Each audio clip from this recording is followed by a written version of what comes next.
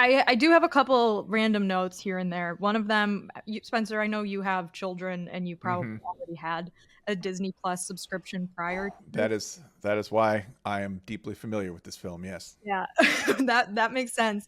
I Hmm. downloaded Disney Plus just to watch this and found out that Disney Plus shows ads in the middle of movies. Hmm. That's an abomination. I'm sorry. Absolutely. I'm sure most people pay for like the premium ad-free version, but man, I saw some like children's Top Golf like Sesame Street Muppet thing like 50 times in the middle of Hmm. the movie, and I made that made me sad for all the parents that watch Pixar movies with their kids on Disney Plus and have to see like 17 different ad breaks in the middle of It's always kind of a prison. I think most people pay for premium simply so they won't have to watch that, because you're going to be watching, it. you might be watching this movie 20, 30, 40 times. Yeah, yeah, that makes a lot of sense. Yeah. I weirdly made my parents watch the Santa Claus a lot with Hmm. me when I was a kid, so I guess that would be the equivalent would be if there were a ton of ads in the middle of the Santa Claus. But Top Golf didn't exist back then, so that's Yeah. probably good. Weirdly, strange urge to go to Topgolf later today. Yeah, I Just wonder just why. That just overcoming came out me. of nowhere. But I mean, to your point, like the amount of detail, not just within the very specific Cars universe with different sort of like homages to NASCAR Hmm. and to different like just tiny little minuscule details, but just like the detail of the animations themselves, I loved. And I loved the you said this was inspired by a road trip that the creators took Hmm. out in the West. Like you can see how much they really wanted to show like the expansive, beautiful geography of the American West in their own little animated world. And I really did like that. Like it's weird to watch a cartoon movie and be like, wow, what a beautiful shot. But Pixar, man, they pay great attention to detail. So, you know, for being like 30 and seeing this for the first time, a lot to appreciate. A lot to appreciate. A soundtrack that features some really weird choice, like Cheryl Crow's the opening song. Like the Rascal Flats version of "Life Is a Highway" Yeah. is in this as well. Um, yeah, there's a lot of really wild shit in this. There's a John Mayer version of Route 66 that closes this out. It is modeled in large part, yes, on Route 66 and on a lot of the towns along there. And there are a couple of towns, by the way, that have like cars themed roadside attractions, just as part of, just to let you know that, hey, that was us.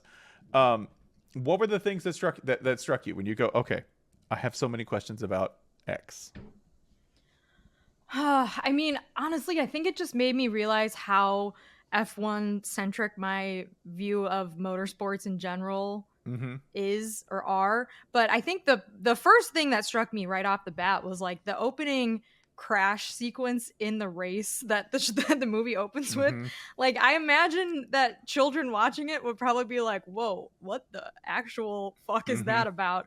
And Yeah. this movie just goes like full into it. And I wondered if there was any sort of conversation between the creators of Cars and like any sort of NASCAR representatives about like showing the actual like carnage of a wreck in a NASCAR race. Obviously, all the cars in Cars drive off and they're fine, but it was kind of shocking to see that within the first few scenes of the movie.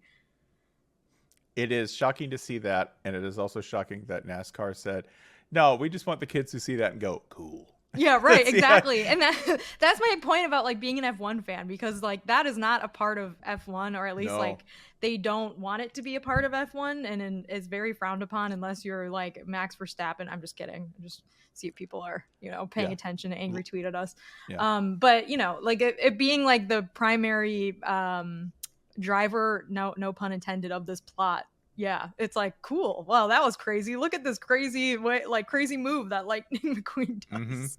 Being Martin Brundle basically is what you want to avoid. Martin Brundle has said, really we need more sort of like, dashing, daring knight riding on the edge of death. We need more of that in the sport. And you go, hey, ho, ho, ho, Martin. No, Yeah. consult the PR guide. Yeah, right, exactly. But I don't know. I mean, it opened up a whole new world for me of different kinds of cars. And, I So enjoyed that. you should know, because you are new to this universe, Hmm. Cars 2 explores that. Cars 2, a very controversial film, as we'll talk about, but Cars 2 explores that. You get a different variety of racing. This is primarily just, yes, NASCAR, but Lightning McQueen, thanks to Owen Wilson's character work and the outstanding animation of everyone at Pixar, became kind of an iconic figure for a lot of race car drivers, particularly the catchphrase "Ka-chow." I think also maybe industry-wide identifying with the bad ad reads. Bad ad reads are not only a part of every podcaster's life, they're a part of Lightning McQueen's life because he very unenthusiastically reads his Rusty's ads. Like extremely unenthusiastically. Yes. Unlike you, who absolutely nails every one of their ads. I did my Rusty's ad read enthusiastically because guess what? They're sending us something for that. They're not. And you get to say "Ka-chow." It is fascinating to me how I like avoided watching this for so long, given how influential it is in the world of motorsports and also just like to regular people that have seen it. Not that motorsport people aren't regular, but you know what I mean. There is a Cars attraction coming to Magic Kingdom this year, which feels like weird given the movie came out like 20 years ago, but maybe that's a normal thing that they wait to see what's culturally resonant until they build a huge thing out of it. Yeah. But I don't know, Spencer, maybe that'll be a future episode of DNF. We can go to Orlando and ride the Cars thing. Episode 348. We ride the Cars ride, right? The Cars ride. Yep. That's what that's called. It's also funny to me because when you talk to drivers and when you talk to pit people and when you talk to anyone in the sport, this is the movie that comes up, I think, most affectionately. If there's the intersection of those two lines, that's where they come together. I know that Brad Pitt is making an F1 movie. I know that there's Rush. There's an entire series of films. There's Le Mans with Steve McQueen. There were all of these films, and none of them get name checked as much as the goddamn kids movie. None of them. That's the one that racers most often cite and joke about, other than I think on a 1-2. And again, for some reason NASCAR does it better than anyone else. Talladega Nights. Like those are the two, and that may be an age thing because everyone's of the sort of like right demographic to have seen both, but still I laugh every time this movie comes up around drivers and engineers and pit people because they've all seen it and they all have a favorite.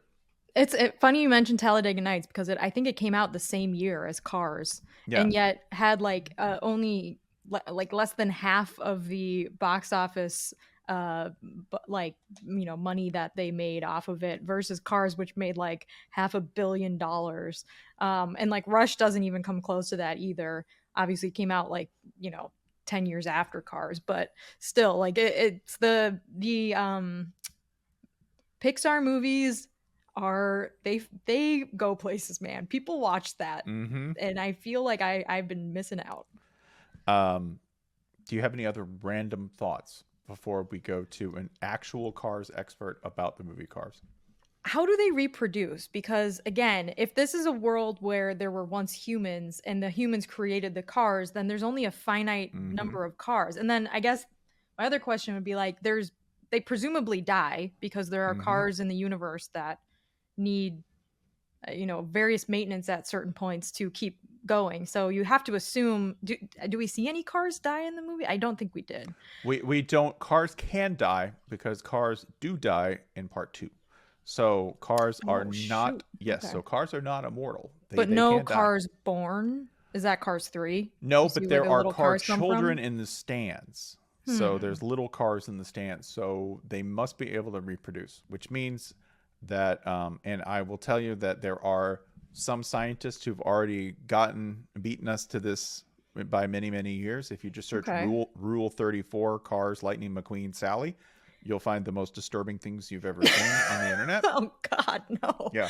I mean, our producer did send me a 4chan link yesterday, which I told him I wasn't going to click on, but I did. It's fine. Yeah. Okay, good. You can click on it for me. Okay. It's just that like the human anatomy, like he has a tongue, and I also appreciated that Lightning McQueen's like doing this like homage to Michael Jordan in the opening scene, and I'm watching it in like 2024, and I'm like, wow, that's an old reference, but in 2006, not that old of a reference. No. So, but yet still landed. I enjoyed that. Yeah, it is also funny to me that now, 18 years after it came out, it is still a really easy watch. Typically pacing changes, like I've even noticed, I started to watch Adult Swim with my kids, and if we'll watch an episode of Aqua Teen Hunger Force, which is 11 minutes. What? There are Really? still, there's like 11-minute episodes. Like, they are short. Why did I feel like that show was always on? Because it was. Yes, but I felt like it was all one episode. Yeah, but it is. It's always the same thing. Shake wants something. He takes a shortcut, and the universe dies because of what he wanted. So I watch it with them, and even there are bits in Adult Swim shows where I go, I know it's a little slow for him. It's a little slow. This does not do that. This is still lickety split, click, get in, get out, tells the entire story. Every single voice casting decision is nailed, right down to one of the last people in the movie, Michael Schumacher. Michael Schumacher making an appearance in Luigi and Guido's tire shop. Yeah. And they both pass out. Which implies that they have some sort of blood pressure. There is some sort of... It's a circulatory system, which, they are cars, right? Oil. That's true. Like, yeah. It could be gasoline or perhaps oil. It could be, yeah. Fluid, but what we're definitely saying, and what we know from the movie, they do get aroused.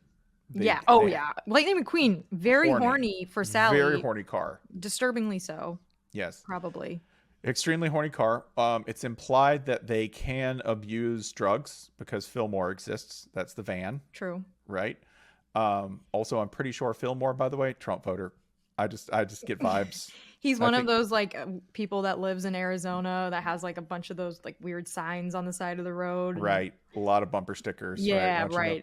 Yeah. I think Fillmore is alternately an environmentalist and also votes extremely conservative. I don't know how those two things work. He's like kind of got libertarian vibes. I think it's probably the way. I get where you're going with it. Right. That's George Carlin's voice, right? Right. That's George Carlin's voice. Okay. Yeah. So I think Fillmore is definitely the guy to do that. I don't want the government to tell me to take a vaccine, like that kind of thing. Oh yeah, no, totally. Like Fillmore gets really problematic around 2020, 2021, right? Because if cars can have all these things, presumably they can have viruses, and Fillmore's not letting the government tell him what to put in his body. Dang it. I don't know why I gave Fillmore that accent. He doesn't really have an an accent. He's got like the hippie. Yeah, man. Yeah, that's it. Okay, like Bill Walton-esque. Yes, he's definitely got a Bill Walton vibe to him.